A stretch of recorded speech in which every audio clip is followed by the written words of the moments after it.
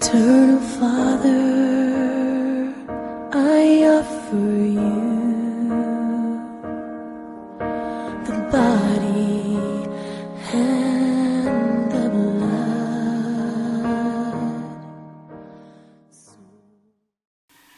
Wami, tumekushukuru jina lako Baba kwa vile wewe ni mwema. Nimeinua jina lako juu Baba, nimekabidhi hii mkutano mkononi mwako. Hii mkutano ni wa watu wengi, tena ni kubwa.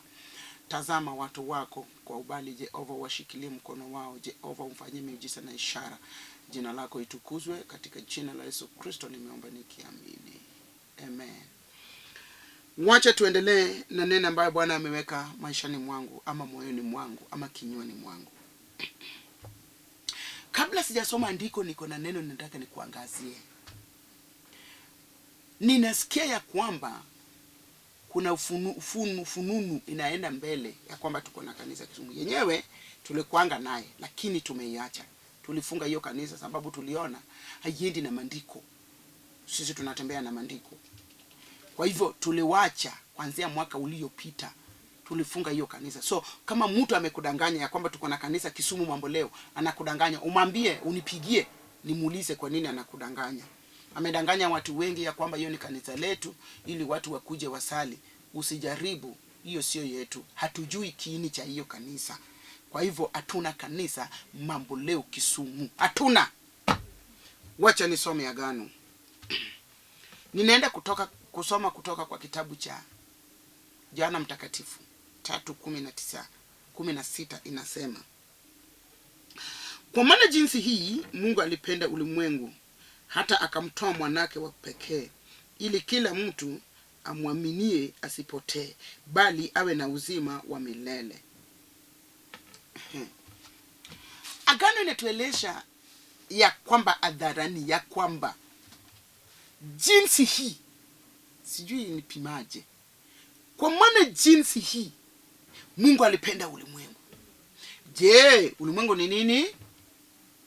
Ulimwengu ni wewe binadamu pamoja na mimi. Sio miti, sio shamba. Ulimwengu ni wewe. Wewe ndio unafanya ulimwengu iwe ulimwengu. Sasa kama agano inatueleza ya kwamba Mungu alipenda ulimwengu sana, inamaanisha wewe ndio ulifanya Mungu apende ulimwengu. Alipenda ulimwengu kwa sababu lako. Maana jinsi hii Mungu alipenda ulimwenguni sana.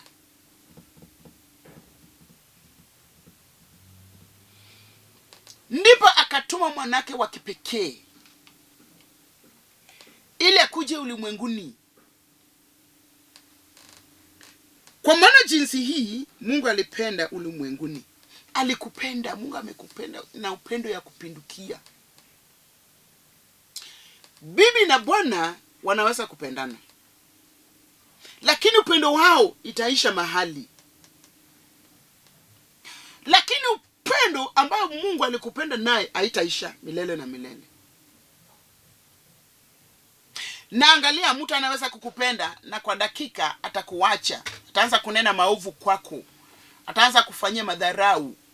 Ataanza kutenda zile haifai. Na alikuwa amekupenda.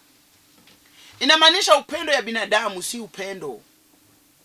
Binadamu anaweza kudanganya. Anaweza kuambia kwamba mpenzi wangu wa mwisho, sijui nitakufanyia hii. Yenyewe anakufanyia, lakini mwishoe upendo itaosa. Lakini upendo ambayo ninaongea juu yake ni upendo wa Mungu Baba.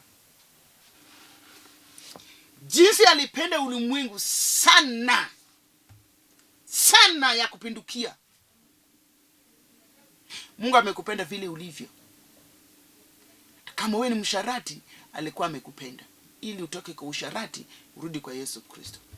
Hata kama wewe ni mzinzi, amekupenda. Hata kama wewe ni mjambazi, hata kama wewe ni muishi, Mungu amekupenda. Ikiwa wewe ni unaiba, wewe ni muizi ambaye anaiba vitu za watu, wewe ni mjambazi ambaye anaua watu, ambaye anangoja watu wanapiga teke, ngeta, Mungu amekupenda. Hiyo ndio sababu hujakufa. Sababu hizo kazi zote ambazo unafanya inafaa ukufe. lakini kwa ajili hujakufa, inamaanisha kwamba Mungu amekupenda. Na ikiwa Mungu amekupenda kiasi hiyo, upendo wa Mungu Baba ni upendo wa ajabu, upenda ishi. Hata kama umekonjeka mpaka watu wamekutupa, Mungu amekupenda. Hata kama wewe unatafutwa na serikali, Mungu amekupenda. Hata kama ulikimbia, umetoka kwenyu, umepotea, Mungu anakupenda. Hata kama umeenda ukajificha sababu ulifanya maovu, Mungu amekupenda. Ukiishi mzuri, Mungu amekupenda. Ukiishi mbaya, Mungu amekupenda. Ikiwa uko na mali, Mungu amekupenda. Una mali, Mungu amekupenda. Kumbe chako haifurahishi watu sababu umeumba mpofu. Mungu amekupenda sababu yeye ndiye muumbe wako. Kwa maana jinsi hii Mungu aliupenda ulimwengu hata akatuma mwanake pekee. Upendo ambayo Mungu alikupenda naye ilimlazimiza atume mwana wake wa kipekee. Jinsi Mungu amekupenda, hajawacha kukupenda, atazidi kukupenda na ataendelea na mbele na kukupenda. Mtu anaweza kuambia maneno ambayo isiyofaa, lakini Mungu amekupenda. Tazama hii upendo wa Mungu Baba, akatuma mwanake. Tazama upendo inaweza kufanya mtu atoe mtoto wake. Wewe uko na watoto, uko na bibi, umezaa. Wezi ukatoa mwana wako upeane. Wezi. Mtoto wako kiume, mwanaume, wezi. Lakini upendo ambayo Mungu alikupenda naye, Mungu akatuma mwanake akuje kwako kwa ajili ya upendo. Hii ni upendo aina gani? Upendo imepinda kiasi.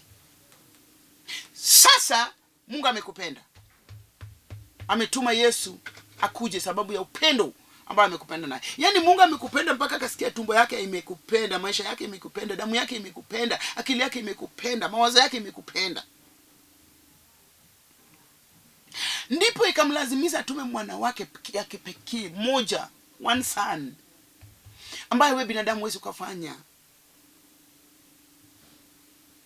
Ukiambiwa sahi, unaweza hata kupeleka huyo mtu kotini sababu amekudharau, anataka kuchukua mtoto wako. Lakini upendo ambao Bwana alikupenda naye akatuma mwanake, ili kila mtu amwaminie asipotee, bali awe na uzima wa milele. Niko hapa nikwambie, ukiamini kwa Yesu, amini sasa kwake Yesu Kristo, utapotea. Wengi walikata kuamini Yesu Kristo, wamepotea. Kwa ajili Mungu anakungoja uamini kwake Yesu Kristo. Agano inatueleza dharani ya kwamba tukiamini kwa Yesu Kristo tutapotea. Ili usipotee, amini kwa Yesu Kristo. Maana Yesu anasema yeye ndiye njia.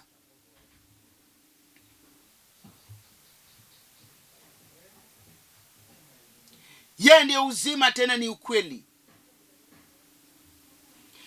Usipoamini kwa Yesu, hakuna njia ya kuingia kwa mbinguni kwa Baba. Utaenda kwa Mungu sababu umekataa kuamini Yesu. Sababu Yesu ndiyo njia, uzima na ukweli. Kwa hivyo sasa ninakuita uamini Yesu. Mimi ninataka nikutoe mahali huko, nikurudishe kwa Yesu Kristo. Ili ukiamini Yesu Kristo hutapotea. Wengi wamepotea sababu wamekataa kuamini kwa Yesu Kristo. Vijana wengi wamepotea, wamama wengi wamepotea, wazee wengi wamepotea, baba wengi wamepotea, wasichana wengi wamepotea, watoto wengi wamepotea kwa ajili wamekataa kuamini kwa Yesu Kristo. Mimi ambaye ninahubiri hapa, nilikubali Yesu Kristo awe mkombozi wa maisha wangu wakati nilikuwa na mwaka 11. Only 11 years. Nilisikia hii ujumbe ya kwamba nisipoamini kwa Yesu Kristo nitapotea. Hiyo upotevu ndiyo sikuwa nikitaka. Hiyo upotevu ndiyo sikuwa nikitaka. Upotevu.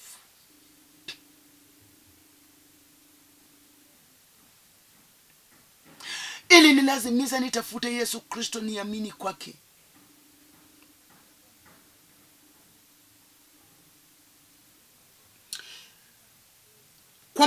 jinsi hii Mungu alipenda ulimwengu hata akatuma mwanake wa pekee, ili kila mtu aminie asipotee. Kila mtu. Hapo haijasema na kina nani, imesema ya kila mtu. Kila, awe mtoto, awe kijana, awe baba, awe mzee, awe mtoto, awe msichana, awe mama, awe soso. Kila mtu, kila, awe kifafa, awe wazimu, awe msharati, awe muizi, awe mjambazi, awe yule mwenye maringo, mwenye kutusi watu, haijalishi ni aina gani uko, wewe ni mtu aina gani, lakini agano inasema kila mtu. Ukiwa uko mgonjwa sasa na uamini kwa Yesu Kristo utapona. Ikiwa wewe ni kifafa, umeanguka mpaka kwa chomeka, amini kwake Yesu Kristo utapona. Hata kama wewe ni tasa, amini kwake Yesu Kristo sasa na utapata mtoto. Ninasema hata kama wewe ni mlevi, amini kwake Yesu Kristo na utaokolewa. Hata kama wewe watu wamekutusi wewe ni mjinga, unaenda kwa darasa na kuna kile unapata, amini kwa Yesu Kristo sasa. Na zile vitu vitu ambayo watu walikuwa wamepanga maishani mwako haitafika, sababu umeamini kwa Yesu Kristo. Yesu Kristo atakuwa ngao yako.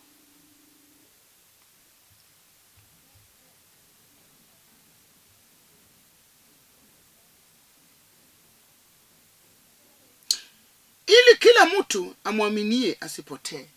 Amini kwake Yesu Kristo usipotee. Upotefu ndio kitu kibaya. Ikiwa nilikuwa nimetoka hapa naenda kwangu, alafu nimepotea, watu watasema akili yangu imeruka, ama akili yangu imerudi chini, niko nusu, sababu hata kwangu sijui nimepotea. Ndio sababu gani nasema ukiamini kwa Yesu utapotea. Unajua wale wamekataa kuamini kwa Yesu tayari wamepotea, hawajui mwelekeo, hawajui wanaenda wapi. Wanasema yale haifai waseme. Wako na madharau nyingi, hawajiheshimu wazazi, wamependa vitu ya ulimwengu, wamepotea. Agano nasema ukiamini kwa Yesu Kristo utapotea. Tazama, utoke hapo uende kwenyu na upotee.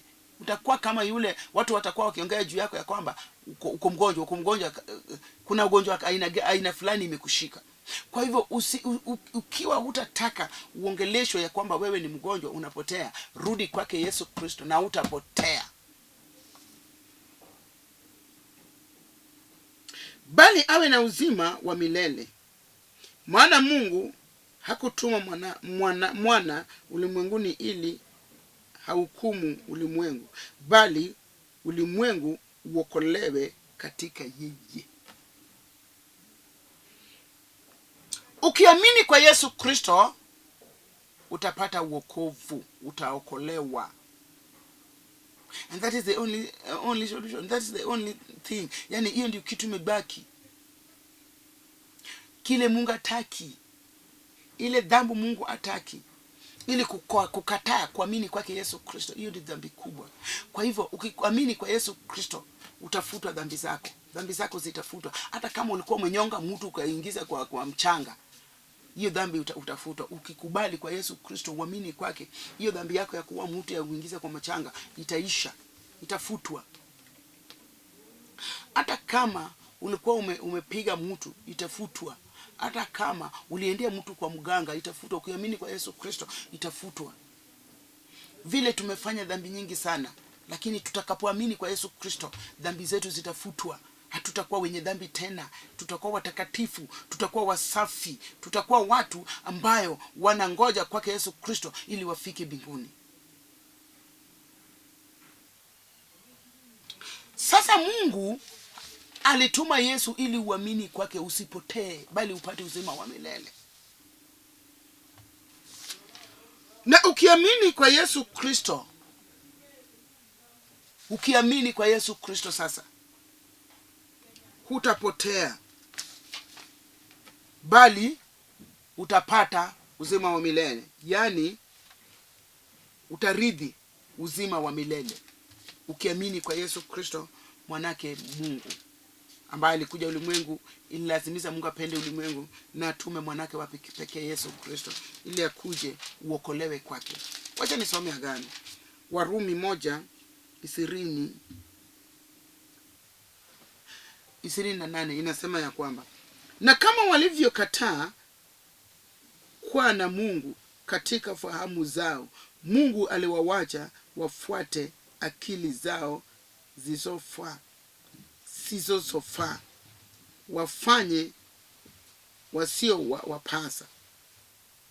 Wamejua na udhalimu wa kila namna, uovu na tamaa na ubaya.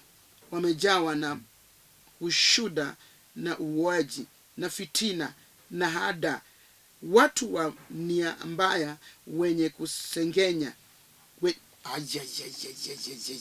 Sikia sasa.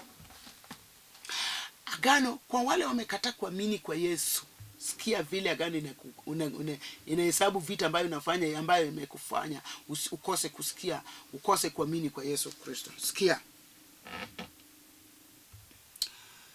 Na kama walivyokataa kuwa na Mungu katika fahamu zao.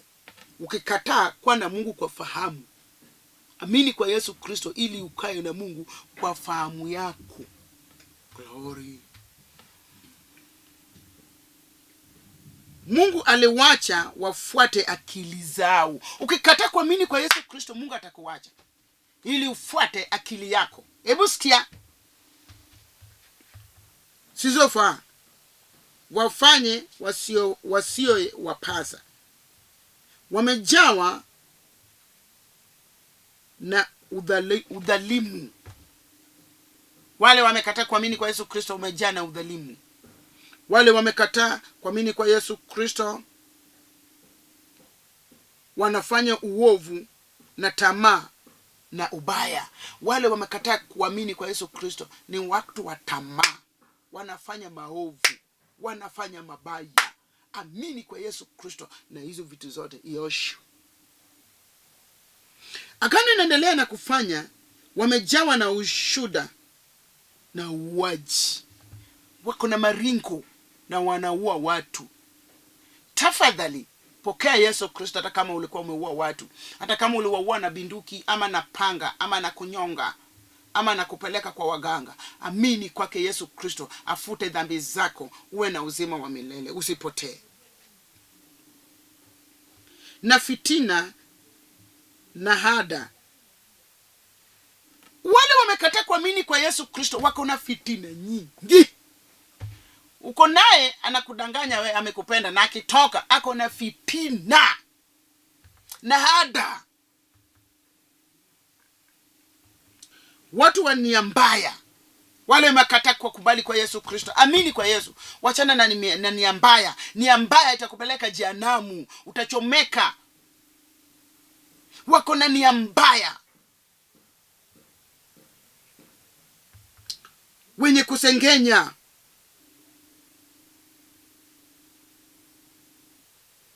Wenye kusingizia. Wale wamekataa kuamini kwa Yesu wako na nia mbaya, wanasengenya. Anakusengenya hata kama unasikia anakusengenya. Wako na wanazidizia, yani wanaingizia watu. Kile mtu hajafanya anazingizia ya kwamba mtu amefanya. Amini kwa Yesu Kristo, rudi kwa Yesu Kristo. Sikia sauti ya Yesu Kristo. Pata wokovu. Dhambi zako zioshwe, zifutwe. Wenye kusengenya, wenye kuzingizia, wenye kumchukia. Wenye kumchukia Mungu, wenye jeuri. Tuko na watu wamechukia wenzao, wakujeuri. Wakifanya kitu wakujeuri. Akitembea kwa njia tukienda kukutana na yeye ni jeuri. Unakuwa umuoga sababu ujeuri wake. Kina nani hawa? Wale wamekataa kuamini kwa Yesu Kristo. Usiwe na jeuri.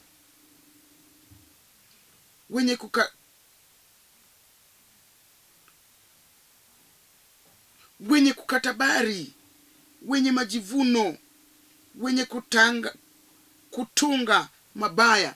Wale wamekataa kuamini kwa Yesu Kristo wanatunga mabaya kwa maisha ya wenzao.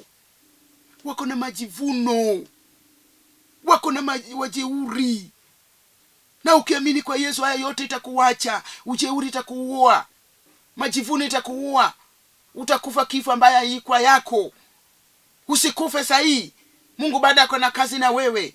Mungu anataka uwe mhubiri. Mungu anataka uwe pastor. Mungu anataka uwe kiongozi kwa kanisa lake, ili uongoze watu wake ambao wameamini kwa Yesu Kristo. Njoo kwa Yesu Kristo, amini kwa Yesu Kristo. Wacha ujeuri, wacha nia mbaya, wacha kuzingizia, wacha maringo, wacha uongo, wacha maneno maovu, wacha vitu ambaye haifai.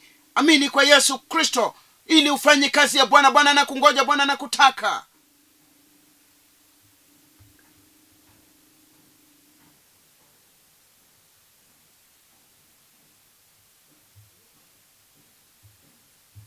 Wenye kutunga mabaya, wasio watii wazazi wao, wasio na ufahamu, wenye kujivuna magano.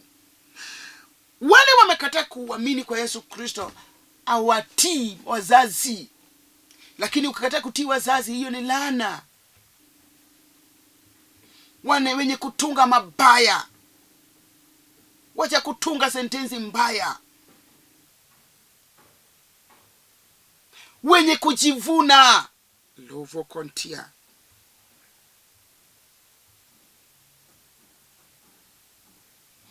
Wale wamekataa kuamini kwa Yesu hawana fahamu.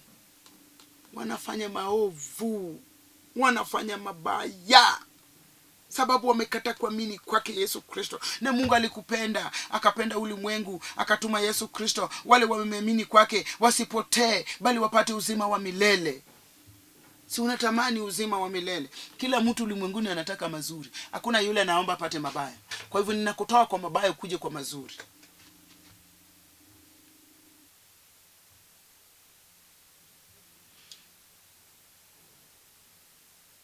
Wasiopenda jamaa zao. Wale wamekataa kuamini kwa Yesu Kristo, wamekataa kupenda jamaa zao. Wasio na rehema. Hapa pia ujisikie ya kwamba kama una rehema, hakuna mahali unaelekea, hakuna mahali unaenda, hakuna. Ambayo wakijua sana hukumu ya haki ya Mungu, ya kwamba watendayo hayo wamestahili mauti. Watenda hayo wala si hivyo tu, bali wanakubali na wanayotenda. Ninataka nikwambie nikienda kumaliza, ya kwamba wale wanatenda hayo vitu vyote ambayo nimehesabu, jua ya kwamba gani nasema haifai uwe mzima. Na sio kutenda peke yake, na wale wamekubali na wale wanatenda. Sababu wewe ukatenda maovu, saa zingine wewe ni mzuri tu, ama ulikuwa umeamini kwa Yesu, lakini umekubali na wale wanatenda maovu, wewe pia utakufa na uende jehanamu. Kabla hujakufa, Yesu anakuita. Ni nini unataka ulete kwa Yesu sasa? Ugonjwa gani inakuumiza ambayo Yesu anataka akuoshe au kuondolee madhambi, akuponye? Unasikiaje maishani mwako?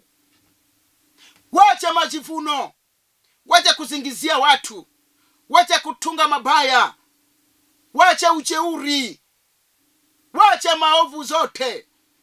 Kuja kwake Yesu, amini kwake Yesu, anakungoja ili upate uzima wa milele, usipotee. Ninataka niombe na mtu mmoja ambaye anasema, mimi ugonjwa imenishidi, mimi mabaya imenifuata, mimi sina mwelekeo, mimi sina mtoto wala bwana wala bibi, mimi sina masomo, mimi maisha yangu ni mabaya, mimi ndoa yangu inaharibika, mimi ninataka hii na kile. Ninataka niombe na mtu. Inua mkono nikuone. Na tutakapoenda kuomba, itakubidi ushike mkono wako wa kiume, weke kwa moyo. na moja inua juu, ya kushoto inua juu, ili mimi na wewe tuombe, ili Mungu atutendee.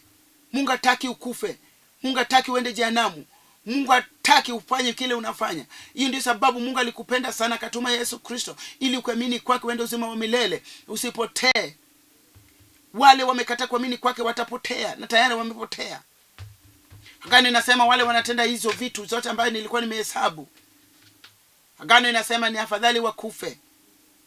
Na hata wale wamekubali na wale wanatenda maovu, afadhali wakufe. Agano nimekubali ukufe kwa sababu ya maovu zako.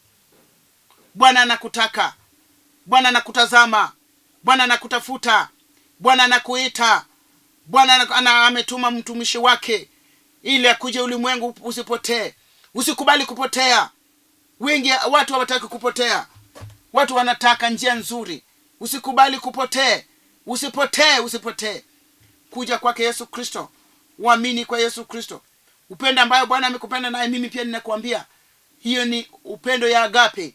Kuja kwake Yesu Kristo. Amekupenda sana. Ndio sababu amekuja ulimwengu. Yesu alikufa kwa ajili zako. Yesu alisulubishwa kwa ajili yako. Yesu anataka maisha yako yawe mzuri. Alipokuwa akisulubishwa msalabani, alisulubishwa ili wale wako na shida wapate uzima wa milele kupitia kwa sulubisha kwake. Sijui umetayarisha nini? Unataka tuombe Mungu. Hata kama uko mgonjwa kwa hospitali, shikilia mkono wako wa kiume, weka moyoni mwako. Hata kama wewe uko na mgonjwa unamngoja asikii, shika imani yake. Weka mkono wako wa kiume kwa moyo ili Mungu amponye.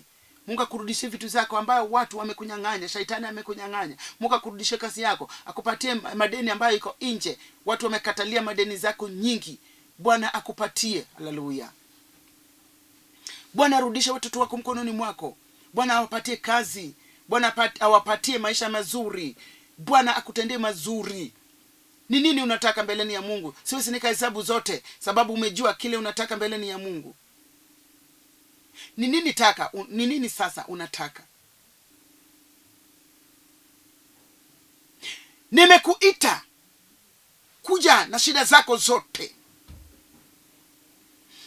Kuja na kila kitu ambayo inakusumbua. Kuja naye kwa Yesu Kristo.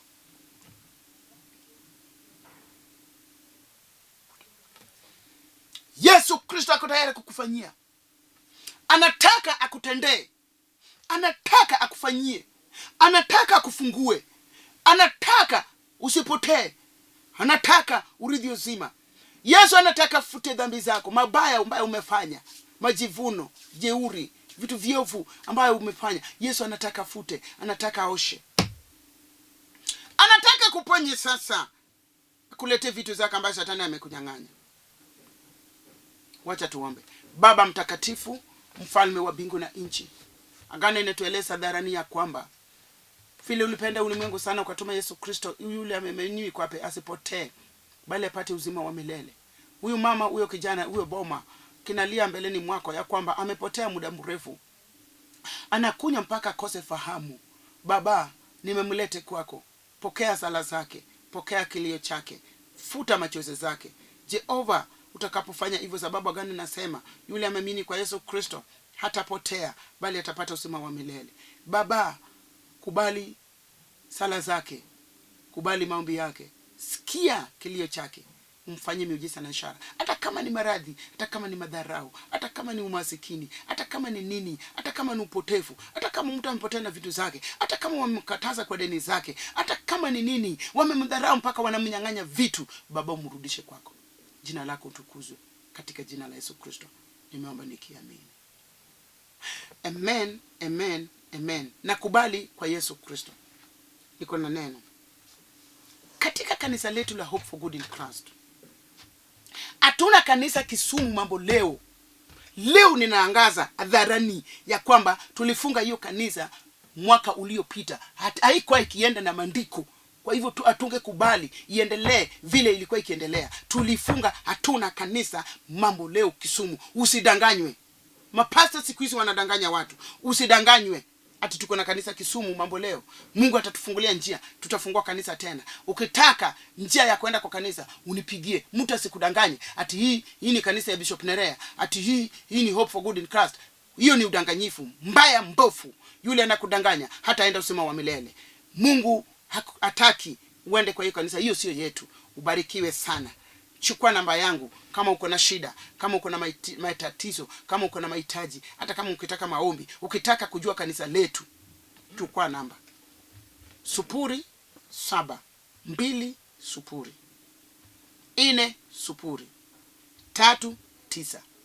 0720403913. Kubali kwa Yesu Kristo. Yesu alikuja ulimwenguni kwa ajili yako. Uamini, usipotee, upate uzima wa milele. Tuko kwa kanisa letu hapa Nairobi, iko Njogoo Road, Makongeni. Ingia kwa njia ya polisi, piga simu, tutakupata hapo, tutakuchukua. Karibu uone makuu ambayo Yesu anafanya. Tumekukaribisha. Unaweza kupenda uombe na sisi, unaweza kutamani kuja kwa kanisa letu ili uwe mshirika yetu. Tumekukaribisha katika jina la Yesu Kristo. Shalom.